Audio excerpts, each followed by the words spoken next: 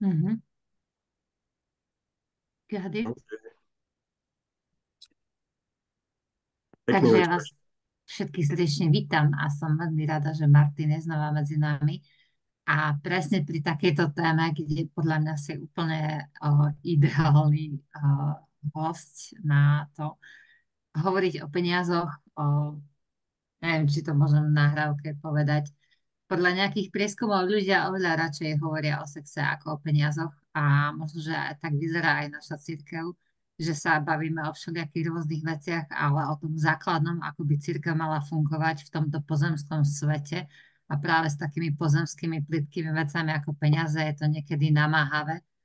Takže som veľmi rada, že nám o tom dneska naozaj Martin niečo povie. A teda, že to bude prvá časť niečoho. Nech sa páči. Ďakujem a vítam všetkých ešte raz. Ospravedlňujem sa za miernu hlasovú indispozíciu, tak ešte som stále taký nachuchňaný nejaký.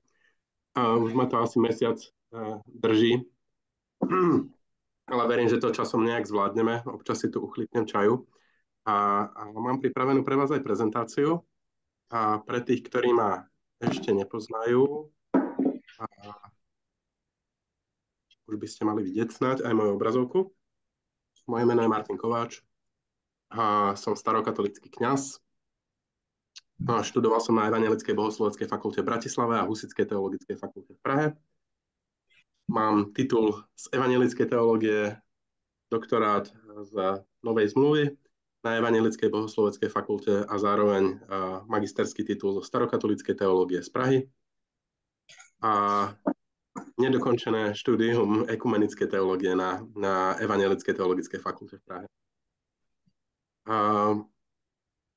Teológia je pre mňa už dnes hobby. Profesionálne sa jej nemôžem úplne venovať, pretože keď človek pracuje v civilnom zamestnaní, nie je to úplne jednoduché. A práve v našej starokatolíckej cirkvi máme takú cirkevnú prax, minimálne tu v tomto českom a slovenskom prostredí naokolo, že väčšina našich kňazov má civilné zamestnanie a v cirkvi pracujú iba na nejaký čiastočný úväzok. Ja teda patrím k tým duchovným, ktorí majú plný pracovný úväzok v civilnej sfére a popri tom sa venujú duchovenskej službe, teda snažím sa takýmto spôsobom to zladiť a zvyknem hovoriť, že keď už som robil ten doktorát z Apoštola Pavla a jeho teológie, tak človek sa musí inšpirovať aj jeho životným príbehom a nemalo by mu to zostať ľahostajné. Keď som dostal pripraviť si túto tému, tak je to téma, ktorú poprvýkrát som povedal, že ja si ju nevyberám a že skúste mi dohodiť nejakú tému a budem hľadať, ako sa jej chopiť. Prišla teda téma Biblia a peňazí, ktorú navrhla Zuzka a Evka Oslíková. A tak som povedal, že prečo nie, že poďme to skúsiť. Aj keď samozrejme je to celkom háklivá téma, hovoriť v cirkvi o peniazoch nie je úplne jednoduché. Ľudia nie celkom radi o tom počúvajú a v akejkoľvek organizácii, to nie je len o cirkvi, ak niekto od vás pýta peniaze, tak to nie je úplne tá príjemná chvíľa našich životov. A naučiť sa dávať, naučiť sa pracovať správne s peniazmi, pýtať sa na to, akým spôsobom vlastne fungovali komunity veriacich v rôznom čase, tak to bude téma vlastne aj toho dnešného stretnutia. Tie témy som v princípe nahodil už do toho nadpisu. Teda budeme hovoriť o financiách, budeme sa trochu okrajovo zaoberať sociálnou spravodlivosťou a korupciou v biblických textoch, ale obzvlášť to dnešné stretnutie sa bude týkať sociálneho zabezpečenia a fungovania komunít veriacich a čo s tým vlastne môžeme urobiť dnes, ako nám to Biblia hovorí. Ako také dve otázky, ktoré sa mi vynorili počas prípravy tej dnešnej prednášky a podľa mňa sa ich občas pýtame každý z nás. A to je to, že počúvame o Jeruzalemskom chráme, o fungovaní kňazov, o kulte, o obetách, ktoré tam prebiehali, ale vlastne málo sa zaoberáme tým, že z čoho to celé bolo platené, na základe čoho a akým spôsobom to fungovalo. No a keď sa presunieme potom do Novej zmluvy, tak sa tam prirodzene otvorí otázka, z čoho žil Ježiš. Vieme, že jeho misia trvá 1 rok až 3 roky a veľmi sa to líši v podaní synoptikov a v podaní Jánovho evanielia. A vedel by niekto z prítomných povedať, že prečo 1 alebo 3 roky? Nechcem skúšať, ale podľa mňa to sú presne také otázky, že človek na ne logicky môže prísť, že čo sa tam môže odohrávať trikrát alebo jedenkrát. Keď sa pozrieme na synoptikov a keď sa pozrieme na Jánovo evanjelium. Synoptici, ak by niekto nevedel, musím trochu aj asi uzemniť jazyk, takže synoptické evanjelia sú Matúš, Marek a Lukáš. A synoptické sa nazývajú preto, že sa pozerajú na Ježišov príbeh vlastne veľmi podobným spôsobom, kopírujú veľmi podobnú štruktúru, ale zapracovávajú do nej svoj vlastný materiál, občas trochu poprehadzujú niektoré miesta a jednoducho redakčne pracujú s tým textom po svojom, ale v princípe kopírujú veľmi podobnú štruktúru, ako sa pozerajú na Ježišov príbeh a Jánovo evanjelium z tohto vypočuje. Takže prečo 1 alebo 3 roky? A trochu to súvisí aj s tým, že ja som nedávno oslávil Kristove roky, ale teda to slovo Kristove roky tiež z niečoho pochádza a nadväzuje to vlastne na túto otázku, ktorú sa pýtam. Odváži sa niekto?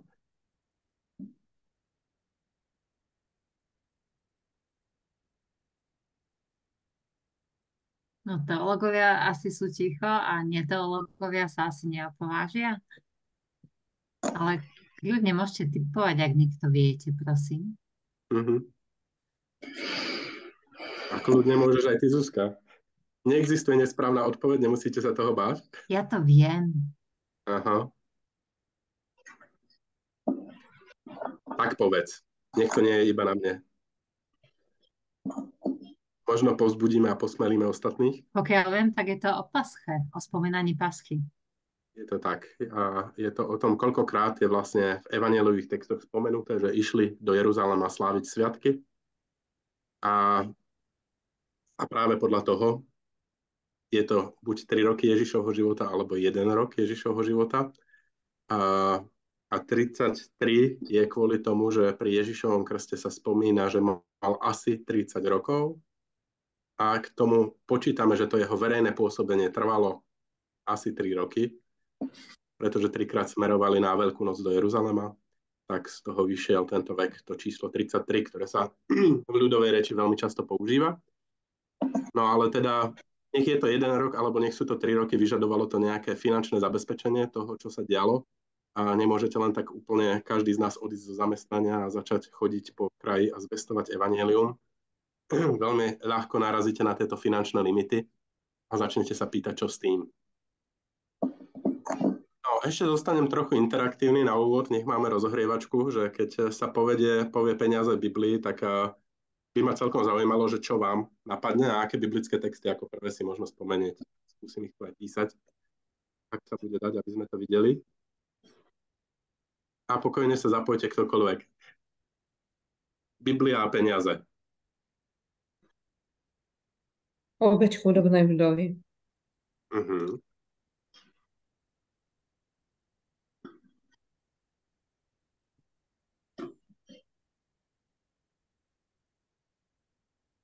Pokojne aj viacero povedzte. Naozaj, dajme si 2-3 minútky teraz to, že nejaké kolečko. Zuzka si zapla mikrofón. A ja môžem? Aha, výborne, nech sa páči. Ja len, mňa vždycky napadlo a doteraz to nemám celkom objasnené, tí nevyberači daní, jak to volal, colníci, že však vlastne aj ako colníci v súvislosti s tým, s platením toho národa alebo tých ľudí, že museli platiť tým colníkom, aby vlastne mohla byť financovaná v dnešnom ponímaní tretia sféra. Tak, toto som. A nikto mi to doteraz tak spoľahlivo nevysvetlil. Dobre, uvidíme, či sa lebo vlastne colníci boli nenávidení, tak, v tom zmysle. Tak. Ďakujem. No, mne napadli desiatky. Je to Malachiáš? Malachiáš 3:10, áno, je taký klasický verš. Áno. Dnes sa k nemu dostaneme a bude to jedna z tém, ktorú dnes máme. Aj desiatky. No, napríklad Judáš predaj za 30 strieborných a peniaze, ktoré potom smeli, čiže nesmeli prísť naspäť do chrámovej pokladnice. Veľmi dobré. A tam je na tom celkom zaujímavé, lebo ako skončilo tých 30 strieborných, si tiež môžeme povedať, že čo sa s nimi teda stalo, keď sa nemohli vrátiť? Pamätáte si? Áno. Kúpili pohrebište pre cudzinca. Presne tak. Čiže v princípe nakoniec tie peniaze slúžili na nejaký sociálny účel, ako keď sa to tak spomenie, že v princípe tiež pre nejakú ostrakizovanú skupinu, ktorá nemala úplnú šancu a bolo potrebné to robiť z hľadiska aj náboženských, aj svetských predpisov v princípe, ktoré boli v tej dobe prepojené zase. No, Tá sféra... Áno? A úplne praktická otázka, z čoho teda žil Ježiš, alebo či len z toho z milodárov, teda milodárov, to neboli milodári, ale v tom z darov, alebo aj vôbec jeho učeníci, keď chodili a učili, že však on nebol zamestnaný, takže už len tak domu musel aj stravu, aj ubytovanie. Lukáš 8.3. Sú tam ženy, ktoré boli pri Ježišovi a evanjelický preklad to ako neskutočne sprznil, lebo my to slovo máme preložené ako posluhovali mu. A pritom v gréčtine je povedané, že ho financovali zo svojich finančných prostriedkov. Len my to máme preložené úplne brutálne. Potom z toho nie je jasné, že posluhovali, že ho aj financovali. No jasné, že nie. My to máme úplne najhoršie evanjelický preklad. Tak. Máte pravdu. Tam je napísané úplne jasné, že ženy financovali Ježiša a jeho učeníkov. Toto je jasné, ale posluhovať a financovať to je úplne... Jasné, no. Krásne. Prebiehame trošku, dostaneme sa k tomu, som rád, že už to vzbudzuje emócie tu, to je výborné, presne takýto zápal tu má byť nad biblickým textom. Áno, ja si vypnem mikrofón. Môžem ďalej k tej téme, že Biblia peniaze? Áno, nech sa páči. Pomazanie Ježiša a námietky učeníkov, že prečo minula toľko peňazí zbytočne, ale radšej dať ich nám a my by sme ich minuli pre chudobných teda. Výborne, áno. A tiež je tam povedaný ten váš apoštol, ktorého už ste spomenuli, že to bol Judáš, ktorý držal pokladnicu a ktorý mal presne takúto výtku, že mali sme ich rozdať chudobným. Áno, výborne. Ešte niečo? Neviem, či niekto čítavate na službách Božích v nedele podľa ekumenického lekcionára, ale teda lekcionár, ktorý sa používa vlastne aj v americkej evanjelickej cirkvi, tak na včerajšiu nedelu predpisuje práve jedno podobenstvo a peniaze sú aj jednou z tém podobenstiev a včera sa práve v kostoloch v nedelu čítalo podobenstvo o talentoch, ktoré je de facto podobenstvom o nakladaní s majetkom a financiami. Myslím si, že my ho nikdy takto nevykladáme. Že stále hovoríme o duchovných daroch a podobných veciach. Ja som ho v živote nepočula vykladať v rovine peňazí a ani ja som ho, myslím si, že nikdy takto nekázala. Hej. Dobre, pripomínam. A v princípe naozaj ide o to, že Ježiš tam nadväzuje na nejakú duchovnú vec. V slovenčine máme nešťastné to, že slovo talent má u nás nejaký význam. A keď človek počuje podobenstvo o talentoch, tak to chápe ako danosti, nadanie, ktoré nejakým spôsobom človek dostáva, ale v princípe talenty sú miera finančná, ktorá tam bola spomenutá. Takže tak, máme podobenstvo o nepoctivom správcovi napríklad a takisto ako vidíme, tak tá téma je naozaj široká. Môžeme ešte nejaký príklad ešte? Posledná šanca. Môžem znovu? Áno. Porozhadzoval peňazomencom pulty pán Ježiš na nádvorí chrámu. No. Nie. To je krásna scéna takej svätej rebelie. Dobre. Ďakujem veľmi pekne. Myslím, že na úvod celkom pestrá zostava. Keď sa na to tak pozerám, tak väčšina tých vecí, ktoré nám idú hlavou, tak sú tu také novozmluvné témy skôr. A tie desiatky sú tu ako vyčnievajúce mimo to ako taká starozmluvná téma. Ale samozrejme, keď sa pozrieme na biblické texty, niektorí sa to snažia vyčísliť a určite aj keď som sa pripravoval, tak som narazil na niekoľko takých prednášok, kde sa snažili veľmi vyčísliť, že koľkokrát vlastne biblické texty hovoria o peniazoch, majetku a podobných témach. Je to veľmi ťažké odhadnúť, aj poviem prečo. A toto ešte som vám chcel zo zaujímavosti ukázať celkom pekný obrazok. A dostaneme sa aj k tomuto, ale sú to vlastne peniaze, ktoré máme spomenuté v evanjeliových textoch. Teda máme tu strieborný denár, pol šekel a strieborný šekel. A Judášové strieborné mince, tak to boli pravdepodobne tieto a drobné bronzové mince. Práve tento leptón je tá minca, ktorú sme mali ako obeť chudobnej vdovy. Je to vlastne ten najmenší peniaz. Vdova v 12. kapitole Markovho evanjelia dáva túto mincu. Ale ako vidíme, máme tam aj iné biblické texty. Najmä denáre sa veľmi často používajú a ešte sa k ním dostaneme. Ale aby sme trochu mali aj tú slovnú zásobu. Preto to je veľmi ťažké určiť, že koľkokrát vlastne Biblia spomína slovo peniaze, pretože my môžeme urobiť tú vec, že máme slovenský preklad, zoberieme si nejakú konkordanciu a tá nám v slovenskom preklade vyhľadá, koľkokrát sa tam dané slovo v slovenčine nachádza. Pravdou ale je, že vlastne za tým slovenským slovom v originálnych textoch stojí hneď niekoľko slov, ktoré takto môžu byť použité, ktoré bývajú použité v rôznych významoch. A najčastejšie slovo, ktoré sa používa na označenie striebra, je slovo kesef. Vlastne dodnes v modernej hebrejčine, keď prídete do Izraela, kesef je slovo, ktoré označuje aj v modernej hebrejčine peniaze. Šekel bola staroveká hebrejská váhová jednotka, zároveň názov meny a v súčasnosti vlastne takisto, keď prídete do Izraela, tak platíte šeklami. Je to vlastne z biblickej reči prevzatá vec. A to len na okraj poviem takú celkom zaujímavú vec, ktorú si takisto často neuvedomujeme a Zuzka určite bude vedieť, ale teda ide o to, že keď vznikol štát Izrael v roku 1948, tak vlastne o hebrejčine ako modernom, používanom a živom jazyku sa hovorí, že je to jazyk, ktorý deti učia svojich rodičov. Keďže išlo o jazyk, ktorý sa oživil a vlastne bola tam veľká filozofia toho, že akým spôsobom vlastne ten biblický jazyk znova priviesť do života, keďže ťažko môžete v Biblii čakať slova ako bicykel, zmrzlina, elektrika a podobné veci. A teda začala vznikať z toho tá filozofia, že akým spôsobom vlastne moderná hebrejčina s týmto má pracovať. A existovala jedna škola alebo filozofia, ktorá tvrdila, že vlastne môžeme používať iba tie slova, ktoré boli použité v Biblii. Teda musíme prísť na nejaký opisný tvar, ako veľa slovami popísať tú modernú vec, ktorú máme. Prirodzene sa toto v jazyku nepresadilo, ale dodnes vlastne jazykovedný inštitút, pokiaľ viem a pokiaľ to naozaj stále platí, ale v roku 2011 mi bolo povedané, keď som študoval v Izraeli, že dodnes vlastne aj ku moderným slovám hľadajú takýto ekvivalent, ktorý vlastne používa výlučne biblickú terminológiu, lebo ten ideál za tým naozaj existoval, ale nepresadilo sa to v bežnom živote, pretože jednoducho zvíťazia rôzne slovné importy, ako v každom jazyku to býva. Ten jazyk sa vyvíja, obohacuje, vznikajú nové slova, a tak je to vlastne aj v modernej hebrejčine.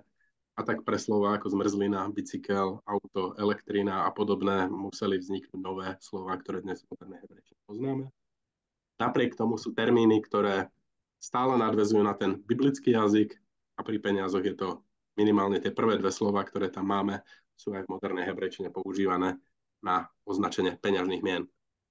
Potom tu máme menšie veci, ktoré sú má, to je vlastne čiastka alebo plat a peka, váhová jednotka alebo názov menšej hodnoty peňazí.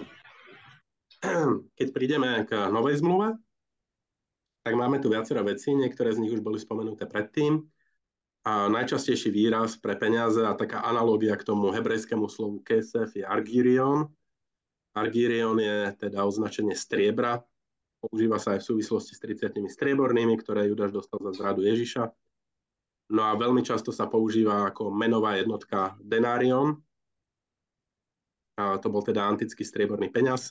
A to, čo je na ňom zaujímavé, alebo to, čo vychádza z evanjelií, je, že zvyčajne to je mzda za jeden deň pre robotníka. Keď robotník nádenný išiel pracovať, tak denár bola tá hodnota, ktorú dostal za deň. Iste si spomeniete aj na podobenstvo pracovníkov vo vinnici, ktorí sú najatí v rôznych častiach dňa. A hospodár je milosrdný a vlastne každému z nich dá po denári, čo spôsobuje potom istý typ závisti, napriek tomu, že je to vlastne prejavom milosrdenstva. No a leptón, to je teda najmenšia grécka minca, už sme hovorili v Markovom evanjeliu 12. kapitole. Môžeme aj vizuálne, nech sa na to pozriete, ale nájdete si to potom aj, pokojne vám pošlem tú prezentáciu, ak sa budete chcieť pozrieť trochu viac. A lepšie, veľa obrázkov tu teraz nebude, lebo keďže budeme potom nahraní na YouTube, tak by nám mohol stopnúť video. A dnes už, keď sú obrázky naťahané od niekiaľ inkiaľ, tak to YouTube dokáže rozpoznať. No, ako som spomenul v úvode, tak vlastne je tu viacero takých tém, ktorých sa budeme dotýkať, keď ide o peniaze. A naozaj tam ide o to, že je to proste prírodzená reália, ktorú v živote máme, ktorá môže predstavovať útlak aj milosrdenstvo, ale ktorá je vlastne tak prirodzenou súčasťou života, čo reflektuje aj tam množstvo použitia. Teda nepovedal som, že mnohí sa teda snažili odhadnúť, že koľko veršov Biblie asi hovorí o majetku, peniazoch, a striebre, zlate a podobných platobných menách. A hovorí sa, že je to teda okolo 2000 až 2500 biblických veršov. Samozrejme závisí od toho, ako prísne a čo všetko do toho načítate. Nedá sa to vyčísliť úplne na jeden verš, to je jednoducho nemožné. To, čo som ale chcel teda na začiatku a teda čo budeme sa koncentrovať pri tejto dnešnej prednáške alebo tomto zamyslení, ktoré máme, je, že sa pozrieme najmä na biblické texty, ktoré nám hovoria o financovaní svätých vecí. Teda ide o chrám, službu kňazov, o spoločenstvo veriacich a ono samozrejme nie sú to témy, ktoré by sa dali úplne oddeliť, pretože už spomenutá téma desiatkov napríklad, keď ju tam máme, sa v niektorých textoch priamo týka aj sociálnej spravodlivosti. Toho, že to sú peniaze, ktoré nie sú len na chrámovú službu, ale sú napríklad v určité roky určené aj pre cudzincov a pre delenie sa s tými, ktorí nemajú nič, pre vdovy a sociálne odkázané skupiny. Čiže v princípe existoval tu istý systém sociálneho zabezpečenia a musíme si uvedomiť, že v čase existencie prvého aj druhého chrámu ešte hovoríme o veľmi úzkom prepojení toho, čo je vecou viery a vecou politiky. A takisto sa to v niektorých textoch bude odzrkadľovať. Keď počujeme o výstavbe prvého chrámu, teda chrámu, ktorý sa ešte týka putujúceho izraelského spoločenstva, a najviac sa toho týka text v knihe Exodus 25 a trošku neskôr sa naň pozrieme, zatiaľ si iba dáme takú predchuť toho, že čo nás čaká. Potom máme teda príspevky, ktoré boli pri stavbe druhého chrámu. Budeme sa teda pozerať na to, aké skupiny a akým spôsobom na to prispievali. No a potom už sú tu tie veci, ktoré sa týkajú nejakého stáleho fungovania, lebo jedna vec je postaviť tú budovu a druhá vec je zabezpečiť jej trvalé fungovanie. No a tam sa pozrieme na tému desiatkov a obetných darov, ktoré sa prinášali a ktoré sa vzťahovali aj na to, že človek jednoducho z vlastnej vôle prišiel a dal nejaký dar zo svojho milosrdenstva. Ak chce, niekto môže prečítať teraz text, myslím si, že je celkom veľký a zvládnete to aj na vašich počítačoch z knihy Exodus 25. kapitoly. A teda dostávame sa do tej doby, keď sa stavia prvý chrám, keď Hospodin oslovuje Mojžiša. A celá tá kapitola sa tým zaoberá, ale tu máme trošku taký kratší úryvok, len aby sme si vedeli predstaviť, že čo to vlastne znamenalo. Odváži sa niekto?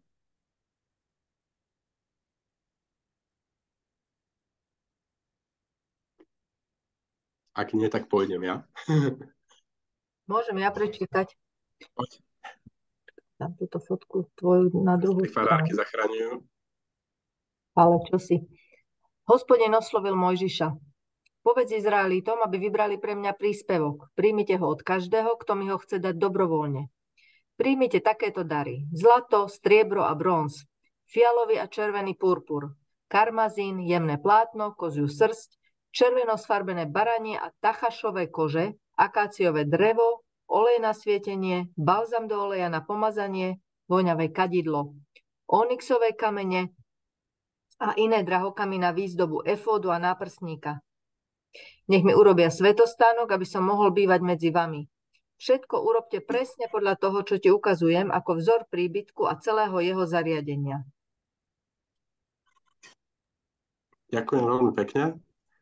A kebyže to máme zhrnúť, tak vlastne tento text nám hovorí o kompletnom dobrovoľnom financovaní z darov veriacich. Išlo samozrejme o prvý chrám a vybavenie, ktoré tam bolo, a je to priamy Hospodinov príkaz, ako má chrám vyzerať a ako má fungovať bohoslúžba. A naozaj ide tam o bohaté látky, ktoré ľudia vlastne prinášajú z vlastnej vôle. Olej na svietenie, balzam do oleja, sú to všetko vlastne každodenné veci, ktoré sa týkajú bohoslúžby, ale aj veci na zostrojenie a zostavenie všetkých vecí, ako je svätostánok, a tam je uložená Hospodinová archa a podobne. Čiže tu vidíme ten model, že vlastne keď sa išiel postaviť chrám, Hospodin povedal a ľudia dobrovoľne dávali. Neexistuje tu žiadna forma príkazu alebo zákazu. Je to niečo, čo tak pohlo ľudí a bolo pre nich tak silným motivačným faktorom, že jednoducho to bohatstvo investovali. A keď čítame ďalej v knihe Exodus, keby pokračujeme tu v 25. kapitole, dostávame sa aj k množstvám, ktoré boli obdivuhodné, ktoré dokázali vlastne vyzbierať v tom spoločenstve, ale teda ide tu o dobrovoľný dar, ktorý ľudia prinášajú. Presunieme sa trochu v dobe a ideme už k výstavbe tzv. Šalamúnovho chrámu alebo druhého chrámu. Toto je chrám, ktorý vlastne stál ešte v Ježišovej dobe. Vznikol po babylonskom zajatí.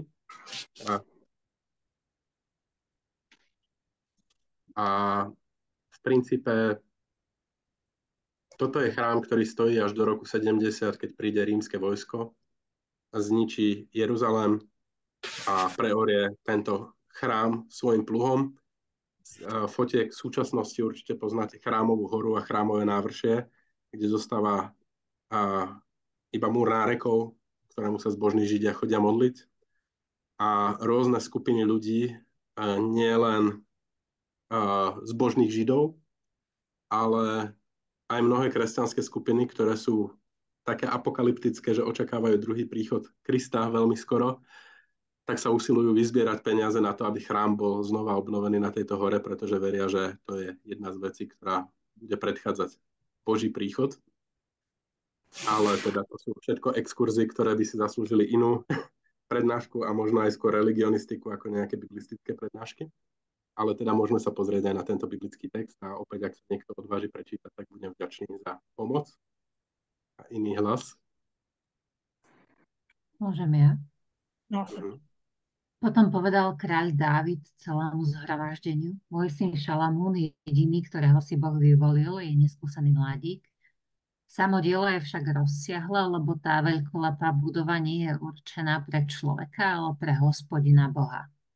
Podľa svojich možností som zaobstaral pre dom svojho Boha zlato na zlaté, striebro na strieborné, bronz na bronzové, železo na železné, drevo na drevené predmety, ďalej onyxové kamene, kamene na výzdobu, kamene malachitové a pestrofarebné, rôzne drahokamy a množstvo mramoru.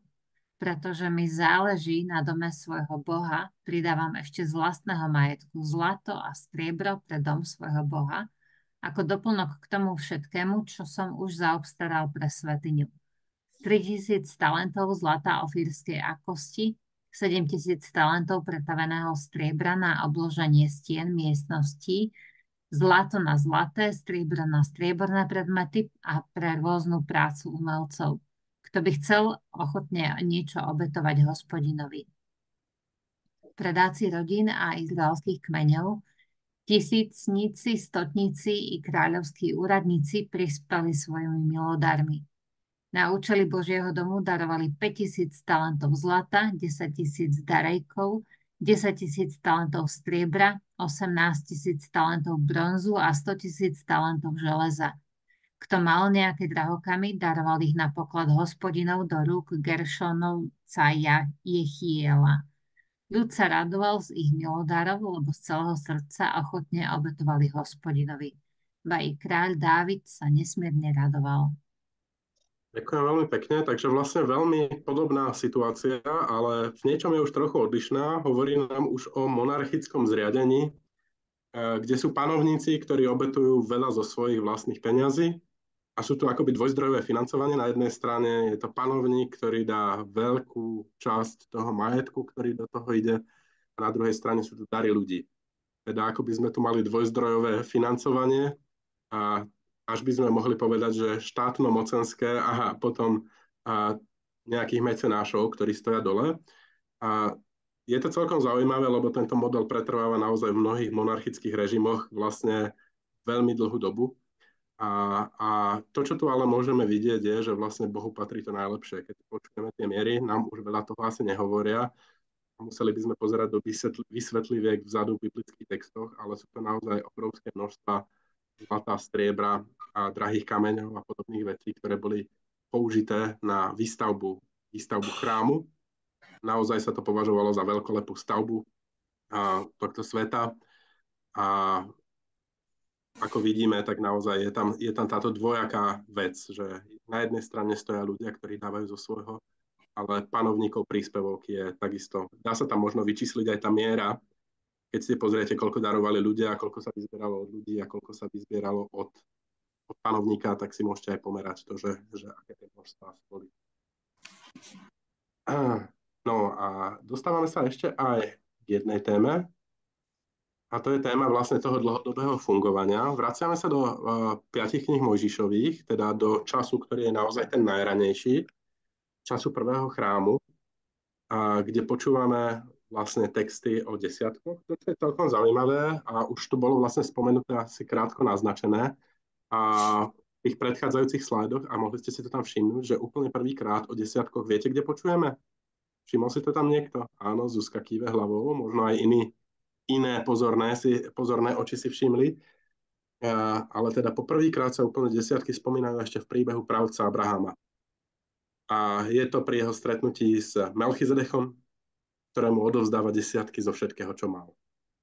Akoby 10% podielu svojho vlastného majetku bola nejakým vzácnym darom, ktorým si chcete špeciálnym spôsobom uctiť. Ale zároveň toto bol vlastne udržateľný spôsob financovania chodu všetkého ostatného a v knihe Deuteronomium, teda v 5. knihe Mojžišovej, a sa môžeme pozrieť, že ako to teda vyzeralo. Uvidíme tu vlastne také dva rozmery a nechcem možno úplne predbiehať, len maličko naznačím, teda na jednej strane budeme počuť, že čo všetko sa vlastne prinášalo a dávalo, ale na druhej strane počujeme, že na konci každého 3. roka ten desiatok bol darovaný práve tým sociálne vylúčeným skupinám. Levitom, ktorí nedostávali žiaden podiel, lebo ten dostávali kňazi, ale nie leviti, teda tí posluhovači, a cudzinci, siroty a vdovy. Čiže naozaj to bola jedna z vecí, ktorá jednak zabezpečovala chod tých svätých vecí, ale na druhej strane to bola aj otázka sociálnej spravodlivosti, fungovania a znižovania nejakých sociálnych rozdielov, ktoré medzi ľuďmi prirodzene vznikali a fungovali. A kto sa odváži na desiatkovú tému prečítať? Teraz je to trošku menší text, ale verím, že stále čitateľný. Môžem ja? Áno, nech sa páči. Odvádzaj desiatok z celej úrody svojej sejby, ktorú každoročne prináša pole. Na mieste, ktoré si Hospodin tvoj Boh vyvolí za príbytok svojho mena, budeš pred ním jesť desiatok zo svojho obilia, z muštu, z čerstvého oleja prvorodené, z dobytka a oviec, aby si sa učil báť sa Hospodina, svojho Boha po všetky dni. Keď ťa Hospodin tvoj Boh požehná a miesto, ktoré si Hospodin tvoj Boh vyvolí za príbytok svojho mena, je od teba vzdialené a cesta k nemu je priďaleká, takže svoj desiatok by si táť nemohol zaniesť. Zameň ho teda za peniaze. Tieto vezmi a choď s nimi na miesto, ktoré si vyvolí Hospodin tvoj Boh. Tam za peniaze kúp čokoľvek sa ti zažiada. Dobytok, ovce, víno, iný opojný nápoj a všetko, čo budeš chcieť, jedz tam pred Hospodinom svojim Bohom a raduj sa ty aj tvoj dom. Ani levitu, ktorý je v tvojich bránach, nenechaj opusteného, lebo nemá s tebou ani podiel, ani dedičné vlastníctvo. Na konci každého 3. roka zanes celoročný desiatok zo svojej úrody a zlož ho v bránach mesta. Potom príde levita, ktorý nemá podiel ani dedičné vlastníctvo s tebou, alebo cudzinec, sirota a vdova, ktorí sú v tvojich bránach, nech sa najedia do síta, aby ťa požehnával Hospodin tvoj Boh pri diele tvojich rúk, v každom diele tvojich rúk, ktoré budeš konať. Ďakujem vám pekne. A teda to, čo sme počuli tu, je ešte taká zvláštna bohoslúžba, ktorá tu je, ktorá spočíva naozaj v nejakom jedení rituálnom. Ale ten desiatok vlastne slúži na nejaký typ bohoslúžobného slávenia, ktoré človek slávi na tom mieste, kde Hospodin určí. To miesto treba hľadať. To je typická scéna knihy Deuteronomium, že to je proste miesto, ktoré nie je úplne známe a samozrejme ešte neexistuje nám vlastne vystavaný Jeruzalemský chrám, v ktorom by sa slávila. Je to putovné miesto a je to putovná vec, kde hľadáme Hospodina, ale teda na oslavu a na slávenie s ním je vlastne využitý tento desiatok. Každý 3. rok je využitý teda na jednej strane je to bohoslúžba, na druhej strane je to sociálne zabezpečenie, ktoré tu máme ako popísané, ako jedno z týchto vecí. Ten desiatok sa samozrejme v čase vyvíja a biblické texty starej zmluvy a aj novej zmluvy nám vlastne ešte stále popisujú prax desiatkovú. Aj v Ježišovom čase ešte desiatky stále fungujú. A iste viete a príde vám na ten text Ježišov, keď vlastne napomína farizeov potom, že dávajú desiatky aj z tých najmenších vecí do všetkého, ale zabúdajú na milosrdenstvo, že z toho urobili vlastne zväzujúcu vec namiesto nejakého prejavu milosrdenstva, ktorým pôvodne vlastne desiatok mal byť a k čomu bol podľa Ježišových slov zamýšľaný. Áno. A toho času nemáme dnes úplne že veľa, ale práve preto som sa chcel pozrieť trochu na komplexnejšie veci, lebo do tohto by sa naozaj dalo ísť veľmi ďaleko. Už sme tam mali spomenutý potom ten text a spomínala ho aj Zuzka. A ak by sme išli do starej zmluvy, ktorý sa týkal proroka Malachiáša, ktorý vlastne nejakým spôsobom proklamuje odovzdávanie desiatkov. Ale teraz by som chcel prísť a pokročiť ďalej, výrazne ďalej vlastne v tejto dobe. A tu som len chcel doteraz naznačiť vlastne v tých textoch, že ako vlastne v tých najranejších časoch asi fungovalo jednak to vybudovanie nejakého miesta, kde sa oslavuje Boh a čo to znamenalo. Z tých biblických textov starej zmluvy sme mohli vidieť niekoľko tých charakteristických znakov, ktoré boli aj pri prvom chráme, aj pri druhom chráme. A to je ochota darcov, ktorých nebolo málo. Pri stavbe druhého chrámu tam bola tá kombinácia daru, ktorý dáva panovník a daru, ktorý dávajú ľud. A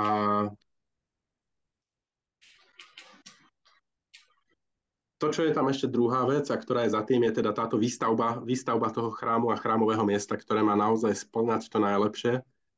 A preto je zo všetkých ušľachtilých materiálov, pretože Bohu patrí to najlepšie, čo máme. To je vlastne jedna z tých vecí, ktorú vydáme potom aj v mnohých ďalších biblických textoch, ktoré opisujú sveté rituály, že sa vyberá to najlepšie, čo máme, pretože to patrí Bohu.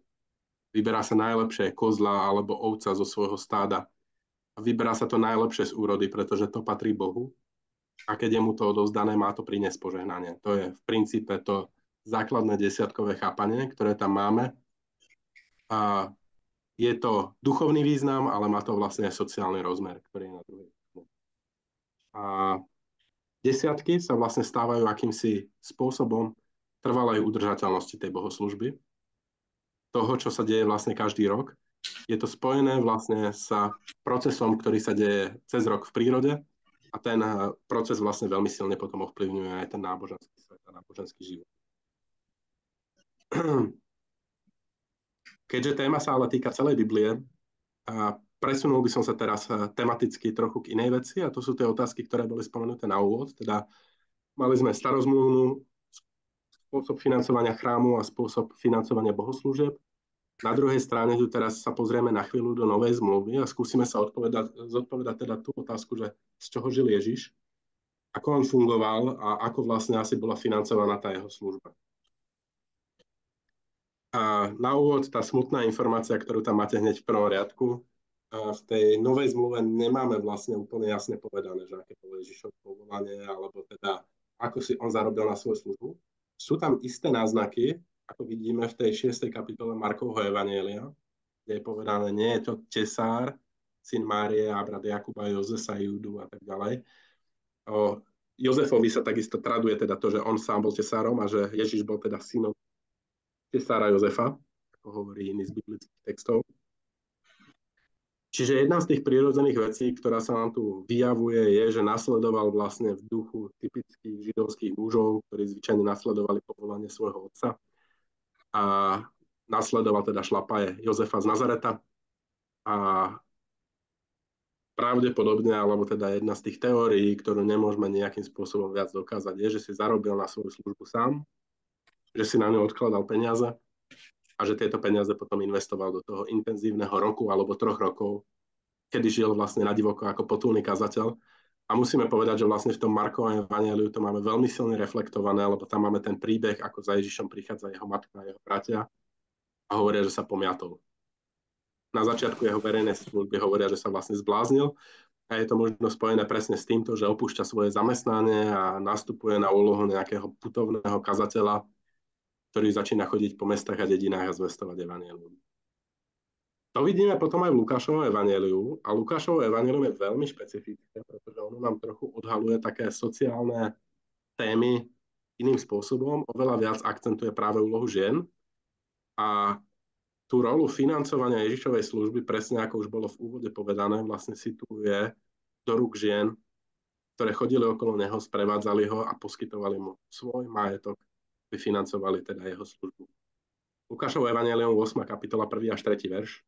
Potom chodil po mestách a dedinách, kázal a zvestoval evanjelium o Božom kráľovstve a boli s ním 12 niektoré ženy, ktoré uzdravil od zlých duchov a chorôb. Boli to Mária, zvaná Magdaléna, z ktorej vyšlo 7 démonov, Jana, manželka Herodesovho správcu Chúzu, ďalej Zuzana a mnohé iné, ktoré im pomáhali svojim majetkom. Toto je ekumenický preklad, teda neviem, ako je to presne v evanjelickom, mohli by sme sa potom nakúknúť, ale myslím si, že celkom jasné. Teda Ježišova služba je podporovaná vlastne spoločenstvom. A nehovorí sa o mužoch, nehovorí sa o žiadnych iných situovaných ľuďoch. Samozrejme ešte vidíme jednu vec, ako si Ježiš vyvolí 12 a čo to boli zač, lebo u nich vidíme, aké povolanie robili. Vieme, že tam sú rybári, ktorých si povoláva, ale vieme, že je tam aj mýtnik, ktorý je povolaný. Je Jánovo evanjelium, ktoré je otázka, nakoľko ho môžeme brať ako historicky relevantné, nám hovorí aj teda o tom Judášovi, že spravovali pokladnicu. Teda, že museli mať vlastne nejaký spôsob toho ekonomického zabezpečenia všetkých svojich vecí, ktoré mali koniec koncov až po poslednú večeru, na ktorú si prenajímajú potom tú hornú miestnosť a potrebujú nejakým spôsobom uhradiť to, čo tam je. Čiže Ježišov vzťah k peniazom je pomerne ťažké definovať, teda akože neexistuje na to nejaká jednotná záležitosť, ale to, čo na nás vyskakuje z evanjelií, a vidíme to v tých evanjeliových textoch a práve najmä u evanjelistu Lukáša, je naozaj taký kritický duch voči bohatstvu človeka, ktoré zaslepuje ľudí. Podobenstva sa veľmi často vyjadrujú na túto tému. Teda určite si spomenieme na podobenstvo boháčovi a Lazarovi napríklad, ktoré nebolo spomenuté úplne v úvode, ale presne boháč nevidí cez svoje vlastné bohatstvo na Lazara, ktorý zomiera vlastne priamo pred jeho dverami a ktorý je tam doráňaný a ktorému psi chodia lízať jeho rany. Dozvedá sa to až na onom svete, a kde dochádza k nejakej sociálnej spravodlivosti a vyrovnaniu týchto rozdielov. Počujeme príbeh, veľmi známy príbeh, ktorý určite v nás znie o bohatom mládencovi, ktorý prichádza za Ježišom a Ježiš mu hovorí, že má rozdať svoj majetok, že je to vyslovene nejaká radikálna vôľa. Ale to, čo vidíme v tých biblických textoch je, že teda majetok je samozrejme prirodzenou súčasťou, bez ktorej sa nedá žiť, ale nadmerné bohatstvo vlastne môže spôsobiť to, že zatemní náš zrak a nedovoluje nám vidieť reálie tak, ako sú, zaslepuje nás voči sociálnym výzvam a toto je vlastne predmetom Ježišovej kritiky. Ono koniec koncov potom sa aj v listoch, v epištolách dostaneme k tomu známemu výroku z 1. listu Timoteovi, že prameňom všetkého zla je láska k peniazom. A to je práve to, že ak peniaze sa stanú našim vlastným vládcom, tak nás ovládnu a prestanú byť iba nástrojom, ktorým nejakým spôsobom fungujeme, vtedy sa stávajú niečím, čo nás začína zväzovať a neumožňuje nám vidieť realitu sveta okolo nás, potrebných a znemožňuje nám deliť sa o toto. A posunieme sa ale teda aj k tej druhej veci a to je otázka, že z čoho žili apoštoli. A aj na tomto nemáme úplne tú jasnú odpoveď. Skutky apoštolov je otázka, že nakoľko môžu byť vlastne v živote apoštola Pavla brané ako ten relevantný zdroj informácií. Samozrejme, z hľadiska tých historických a kritických metód to funguje tak, že za autentické texty považujeme tie, ktoré napísal sám apoštol a skutky apoštolov sú prirodzene dielom, ktoré už je trochu neskoršie. To by bolo zasa na samostatnú dlhú debatu a prednášku, že nakoľko sú vlastne, podobne ako Jánovo evanjelium, sa mnohí badatelia pýtajú, nakoľko je relevantné k tomu, aby nám povedalo niečo o historickom Ježišovi. V prípade pavlovského bádania o apoštolovi Pavlovi sa tu otvára tá otázka, nakoľko sú skutky apoštolov vlastne relevantným historickým zdrojom k tomu, aby sme popísali a poznali život apoštola Pavla. Prečo je to tak? A trochu zabrúsiť do oblasti, ktorej som sa venoval, teda pavlovskej teológii a jeho vlastnému životu. Skutky apoštolov nám opisujú život apoštolov ako hrdinský epos. Skutky apoštolov nám opisujú príbeh, ktorý sa začína v Jeruzaleme, teda na periférii sveta, ale v centre židovského náboženského života a končia sa v Ríme. Teda ukazujú nám príbeh, ktorý smeruje z tejto periférie a z náboženského centra do celého centra vtedajšej ríše. A ukazujú nám ho ako hrdinský epos. Oni vykresľujú apoštola Pavla ako toho, ktorý dokázal obstáť, ktorému sa darilo, ktorý tam je perfektným rečníkom a rétorom, a ktorý komunikuje s mocnými a svedčí im o evanjeliu. A ako by to bol naozaj veľmi úspešný príbeh, ktorý smeruje k tomuto. Tá historická realita, ktorú ale nachádzame v Pavlových listoch, sú skôr rozhádané malé komunity, a ktorým za života apoštola Pavla sa neúplne darilo. Zápasili s inými výzvami, stačí spomenúť také listy, ako je napríklad list Galackým, kde sa spomínajú judaizátori, ktorí prichádzajú hneď v zápätí po apoštolovi Pavlovi a hovoria, že vlastne všetci sa musia obrezať, pretože to nie je tak, ako hovorí Pavol, že krst stačí. Počujeme o korintskom spoločenstve, ktoré je totálne rozhádané a ktoré tvorí takú charizmatickú komunitu. V liste Tesalonickým riešime tú tému veľmi skorého očakávania Pánovho príchodu. Takisto zvláštna vec tejto malej komunity, ktorá tu vzniká. A ak by sme chceli zabrúsiť do tej témy peňazí, tak tam sa stala taká zvláštna vec, pretože tie peniaze sú jednoducho jedna z vecí, ktorá nás naväzuje na tento svet. A preto apokalyptické komunity sa bránia používaniu nejakých platidiel a peňazí. To sa tak klasicky stáva. No a preto apoštol Pavol píše vlastne Tesalonickým tú známu vec, pretože oni začali opúšťať svoje zamestnanie a snažili sa ujsť zo sveta okolo nás. A to jednoducho nie je cesta. Naučiť sa správne disponovať majetkom, peniazmi, prácou, ktorá je nám daná, je vlastne tá téma, ktorá srší z tých biblických textov. Naučiť sa s nimi pracovať vyváženým a správnym spôsobom a deliť sa a používať ich na tak oslavu ľudí, ako na vyrovnávanie sociálnych rozdielov je vlastne možno taká červená niť, ktorú vidíme naprieč tými textami. No a keď sa teda pozrieme na Pavlov život, tu je jeden z veršov, ktorý je vlastne v Skutkoch apoštolov v 18. kapitole a nevieme teda, nakoľko má historickú relevanciu, ale používa sa samozrejme na označenie toho, čo on robil. Ako prichádza za Židom menom Aquila a jeho manželkou Priscilou, alebo Priskou v niektorých prekladoch. A prichádza za nimi a pridáva sa k ním, pretože ovláda ich remeslo. Ostal u nich bývať a pracovať, boli totiž výrobcami stanov.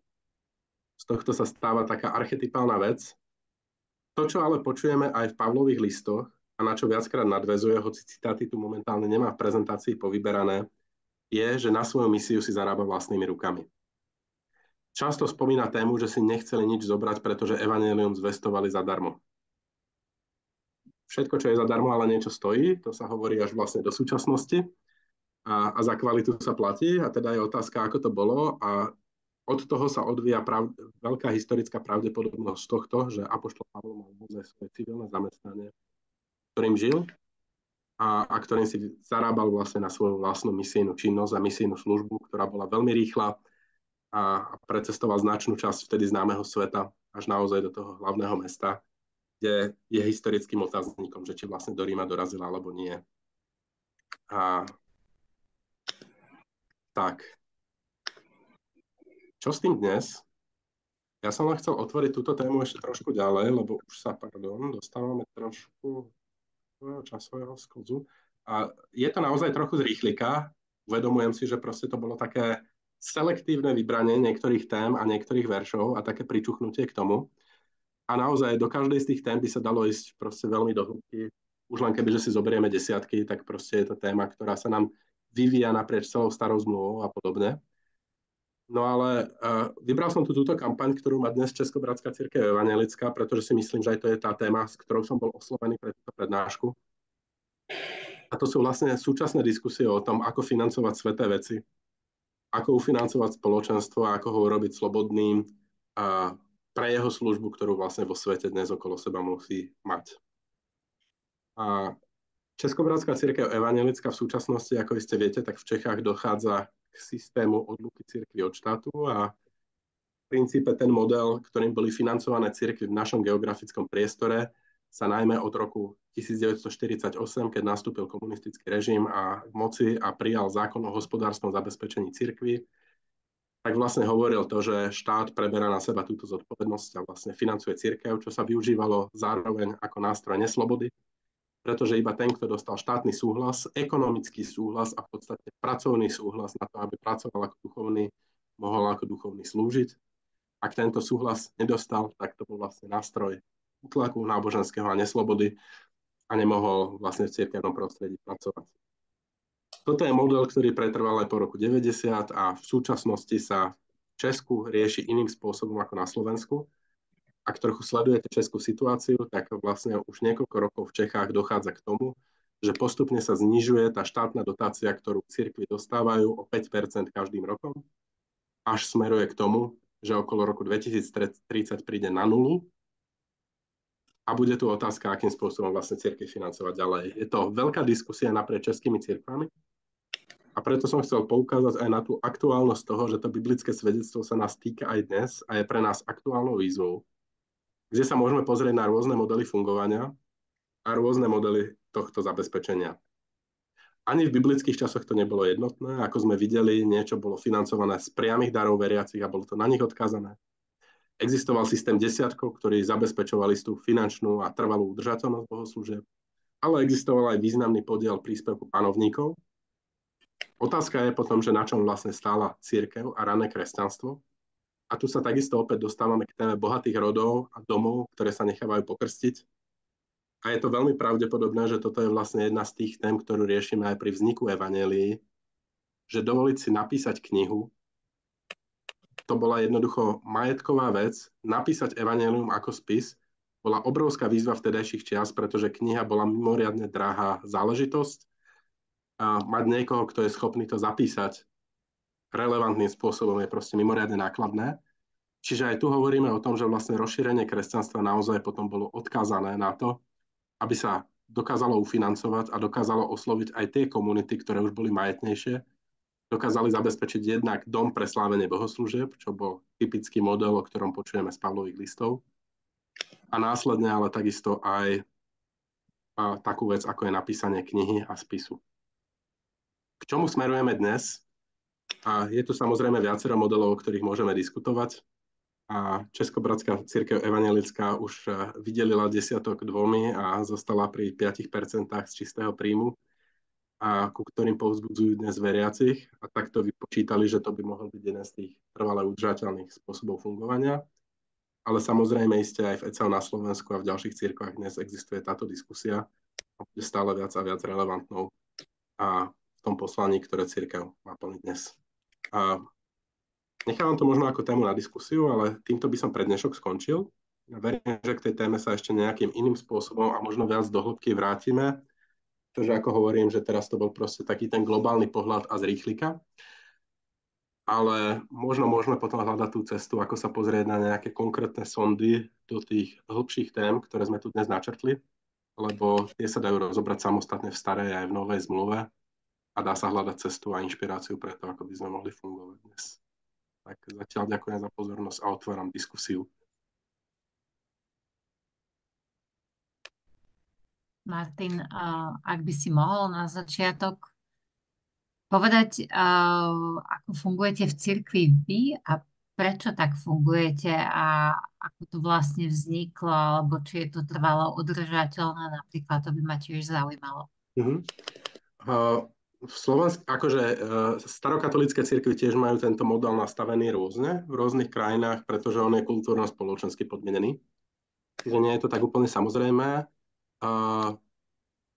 To, prečo sa to takto dostalo vlastne v Českej republike, je, že sme jednoducho malá cirkev, kde farnosti sú malými spoločenstvami. Naozaj to, čo sa deje u nás, sú naozaj malé komunity, kde sa ľudia navzájom poznajú. A druhá vec je, že nie sme cirkvou, ktorá by bola priamo odkázaná na správu nejakých historických budov. Niekoľko takých máme. Máme dedičstvo vlastne nemeckých starokatolických kostolov, ktoré boli v Sudetách postavené. A tie sme vlastne podedili. Starokatolická cirkev bola nemeckou cirkvou vlastne. A teda v Sudetách, v severných Čechách vlastne boli originálne postavené starokatolické kostoly, starokatolíkmi, teda ľuďmi, ktorí po prvom Vatikánskom koncile odmietli dogmu o neomylnosti pápeža a povedali, že na výzvy svojej doby musíme reagovať inak, a to je otvorenosťou, neuzatváraním sa pred svetom. A vykročili oveľa ekumenickejšom duchu. Vlastne starokatolíci sú jedni z pionierov ekumenického hnutia. No a stoja tak niekde na pomedzi medzi cirkvami, ktoré vzýšli z reformácie a rímskokatolíckou cirkvou. Že vlastne dá sa povedať, že tá naša cirkevná tradícia sa nazýva alebo označuje ako via media, čo poznáme napríklad aj u anglikánskych cirkví, ale aj u severských evangelických cirkví, že to sú jednoducho cirkvie, u ktorých ťažko poviete, že či sú katolícke alebo protestantské, oni sú oboje. Aj u nás je to tak. Proste sme cirkvou, ktorá vznikla z nejakého protestu voči nejakým konkrétnym reáliám historickým, ktoré sa diali v cirkvách, ale na druhej strane sa hlási silne k tomu, že má nárok na katolicitu. Švédska evangelická cirkev toto má veľmi silne vo svojich koreňoch, alebo tie severské cirkvy, kde jednoducho panovník rozhodol a celá cirkev miestna sa stala evangelickou. Nezažili protireformáciu, nezažili náboženské vojny v tom pravom slova zmysle. A práve preto tie cirkvy tam majú trochu iný charakter. To, čo sa teda stalo v severných Čechách, je, že tam vznikli tieto spoločenstva. Od začiatku to mali pomerne náročné a boli v tom úplne najranejšom štádiu, v tom 19. storočí, druhej polovici 19. storočia, naviazané na silné mecenášské rody, ktoré financovali stavbu kostolov. A v tých severných Čechách to boli podnikateľské nemecké rodiny.